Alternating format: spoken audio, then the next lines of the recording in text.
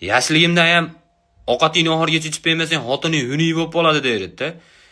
Men agar asna demaganda sho'rva degan ovqat ta'mini bilmay o'tib ketardim, ishonasizlarmi? Ashi gap deb turib qancha sho'rva ichib berganimni bilmaysizlar-da meni. U hozir tushunyapman, ovqatni ichib oxirigacha tozalab qo'yish idish yuvishga osonroq bo'lar ekan prosta. Ashna deb ayam aldagan ekan. Uni desa ichmasdim-da, shu yo'q xotinim bilan tahdid qilgan ekan menga. Men ham huni yo'q bo'lmasin deb ichavergan ekanman.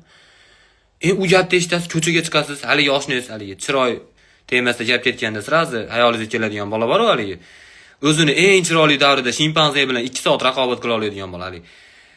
Chiroyi bilan atrof muhitdagilarda ogohlantirib turish uchun banner ko'tarib yurish kerak, qopag'on qarg'a degan. U tashi bolani ko'rasiz.